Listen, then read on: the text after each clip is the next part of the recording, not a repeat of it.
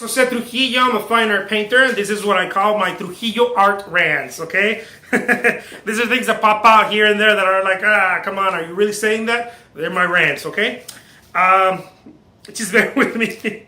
This one's about don't confuse the collector. If you're an artist, don't confuse the collector. If you're a musician, don't confuse, of course. Maybe for musicians, it might be a bit different, but somehow make it fit. But I'm going to talk to artists, to painters, to sculptors and whatnot.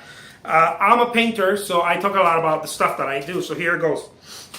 Let's say you've heard yourself say it, or you heard someone else say it. I'm a hyper-realist. I'm not talking about hyper-realism, okay? Bear with me. I'm a hyper-realist with a twist of this and a twist of that.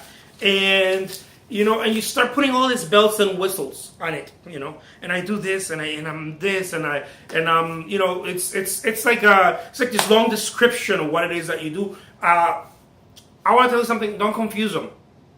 Maybe you see in these modern galleries or these other galleries or whatever. Don't confuse them so much. Don't go out saying, for example, I do some impressionistic type of work, right? Impressionism work.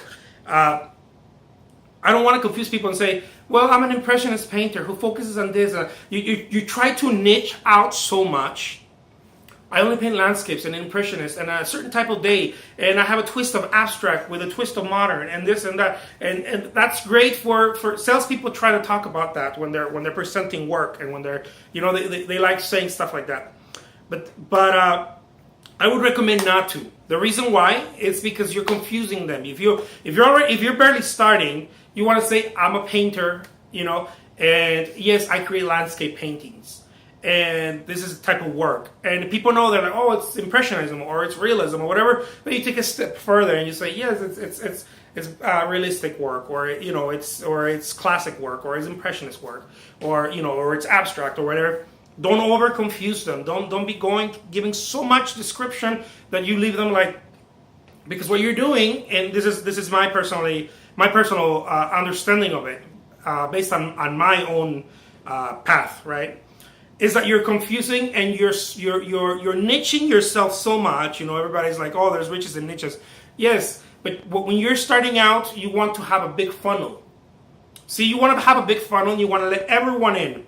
And once everyone's in, then they start removing by themselves. They're like, oh, okay, maybe I don't like that. Maybe I do. But you don't know that. And until you know that, you just want to say, I'm a painter. I'm a painter, or I'm a portrait painter, and leave it at that. Don't be on saying, I'm an abstract portrait painter that does this with a twist of that and a twist of this. I hear that too often.